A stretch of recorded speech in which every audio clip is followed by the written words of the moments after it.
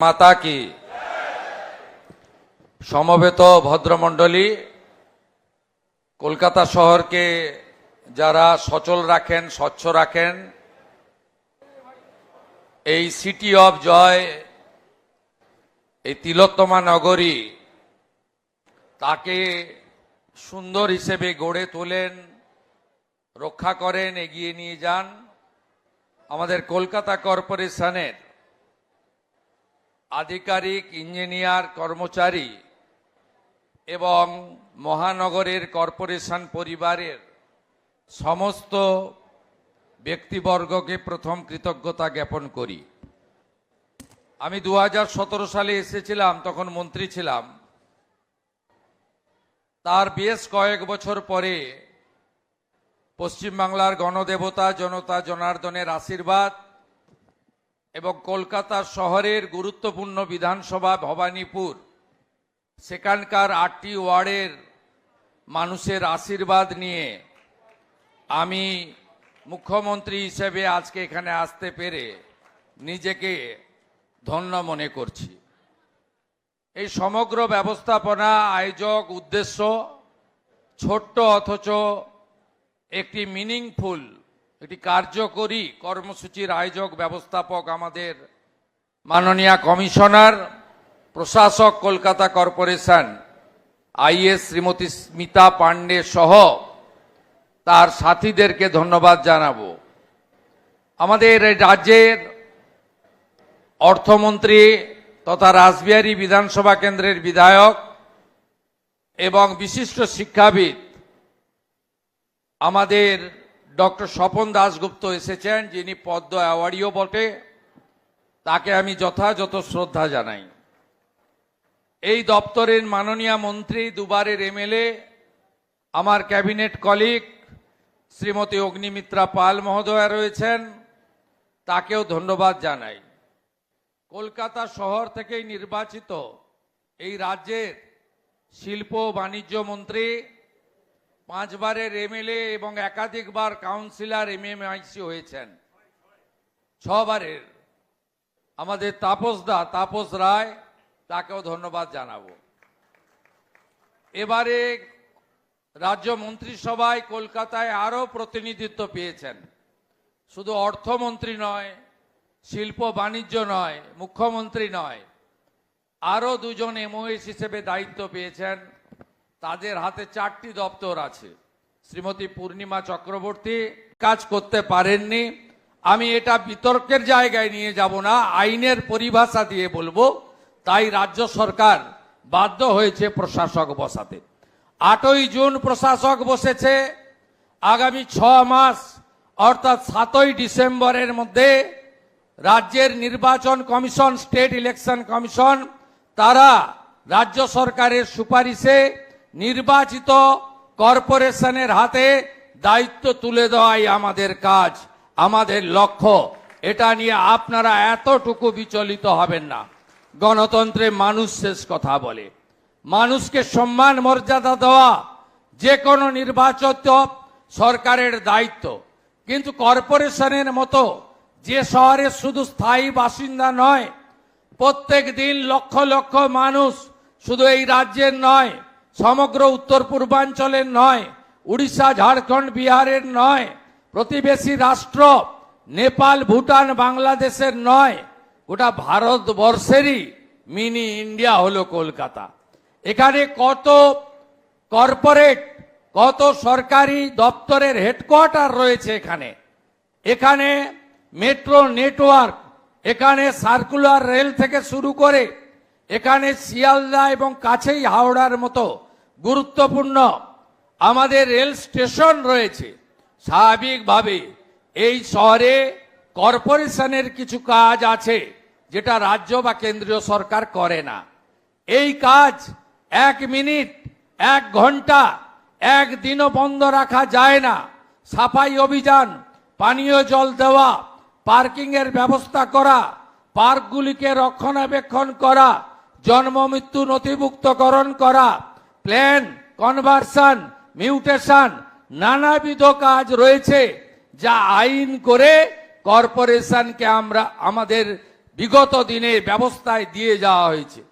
তাই প্রশাসক আমরা বসিয়েছি, প্রশাসককে সহযোগিতা করার দায়িত্ব আপনাদের সকলের দায়িত্ব। প্রত্যেকবারই কলকাতায় বর্ষা এলে এখানে জল জমে। বিগত 5-6 বছরের ইতিহাস যদি দেখেন তাহলে সাইক্লোন, ন্যাচারাল ক্যালামিটি, কয়েকদিন আগেই হঠাৎ কালবৈশাখীতে কলকাতাতে শুধু লণ্ডভণ্ড হয়ে যায়নি, গাছ উপড়ে পড়ে যায়নি, অনেকে মারাও গেছেন। তাই এই রকম একটা সার্ভিস যেটা 24x7 দিতে হয়, যার শনিবার নেই, রবিবার নেই, ছুটির দিন নেই, 10টা 5টায় করা যায় না, 24x সার্ভিস দিতে হয়। এক্ষেত্রে শুধুমাত্র কমিশনার বা প্রশাসক, আধিকারিক বা ইঞ্জিনিয়ার বা কেবলমাত্র পৌর কর্মীদের উপরে বা সঙ্গে পুলিশের উপরে নির্ভর করে কিন্তু করা যায় না।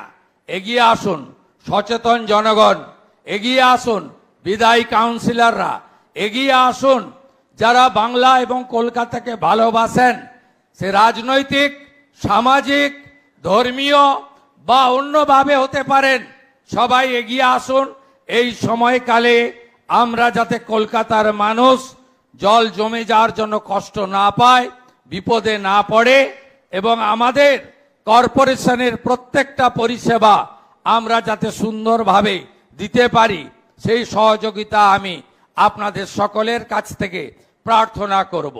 আমরা কলকাতা কর্পোরেশনকে এই অর্থবর্ষে স্টেট আমাদের যে ভোট অন অ্যাকাউন্ট আগেই হয়েছে এবং আমাদের যে টেন্টেটিভ প্রভিশন রয়েছে, সেখানে আমরা আপনাদের অ্যাডিশনাল ডেভেলপমেন্টের জন্য 600 কোটি টাকা দিতে পারি যদি প্রপোজাল আপনারা দেন। আমরা দিতে পারি অমৃত যোজনায় ভারত সরকারের যে কস্ট রেশিও ভিত্তিতে 60-40, 60 সেন্ট্রাল গভর্নমেন্ট দেয়, 40 আমরা দিই, আরো 500 কোটি টাকা আপনাদের দিতে পারি। নমামি গঙ্গা আপনাদের ঠিক মতো হয়নি, এসটিপি সেন্টারগুলো আপনারা ঠিক মতো পাননি।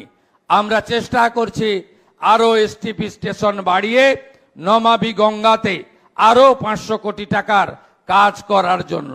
এছাড়াও আপনাদের আরবান চ্যালেঞ্জ ফান্ড এবং স্বচ্ছ ভারতে আমরা ভারত সরকার এবং রাজ্য সরকার মিলে আপনাদের আরো সাহায্য করতে পারি। আমি আশা করব আমাদের গৌরবের কলকাতা আপনারা আরো সুন্দর করে গড়ে তুলবেন এবং আমি নয়, আমরা নীতিতে বিশ্বাসী হয়ে আমরা এই কলকাতাকে সুন্দর করে সাজিয়ে তুলব, গড়ে তুলব। মাননীয় আরবান ডেভেলপমেন্ট সেক্রেটারিকে বলবো এই সময়কালে যাতে কলকাতায় কোনো অসুবিধা না হয়। মাননীয় মন্ত্রী মহোদয়কেও বলবো আপনি এবং আপনার দপ্তরের রাষ্ট্রমন্ত্রী উমেশ রায় আপনারাও বিশেষ নজর হাওড়া কর্পোরেশন, বিধাননগর কর্পোরেশনের সাথে কলকাতা কর্পোরেশনকেও রাখবেন। প্রয়োজন হলে আমরা আপনাদের আরো সহযোগিতা করব। মাননীয় দার্জিলিং এর পাহাড় থেকে তিনি সাগর পর্যন্ত সবার জন্য কাজ করবেন। তার জন্ম, তার বড় হওয়া, তার সমস্ত কিছু কলকাতাকে কেন্দ্র করে। রাসবিহারীর মানুষও তাকে অনেক ভোট দিয়ে জিতিয়েছে, তিনি অর্থ দপ্তরের দায়িত্ব পেয়েছেন। তার সবকিছু কাজের মধ্যে কলকাতা তো অগ্রাধিকার পাবে। আর আমি গ্রামের ছেলে, মেদিনীপুরের ছেলে, প্রথমবার দাঁড়িয়েই 8টি ওয়ার্ডের মধ্যে 7টি ওয়ার্ডে লিড নিয়ে ভবানীপুরের মানুষের আশীর্বাদ নিয়ে 15,105 ভোটে জিতেছি।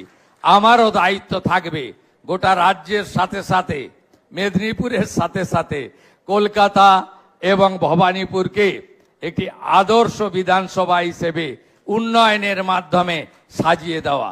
আসুন আমরা ওরা নীতি ছেড়ে দিয়ে আমরা সবাই উন্নয়ন, বিকাশ, প্রগতির মধ্য দিয়ে আমাদের কলকাতাকে এগিয়ে নিয়ে যাই এবং আমরা ডিলিমিটেশনের মধ্য দিয়ে আমরা কলকাতায় ওয়ার্ড পুনর্বিন্যাস করে একটি 6 মাসের মধ্যে নির্বাচিত বোর্ডের হাতে দায়িত্ব তুলে দিই, এটাই আমাদের সকলের ইচ্ছা থাকুক।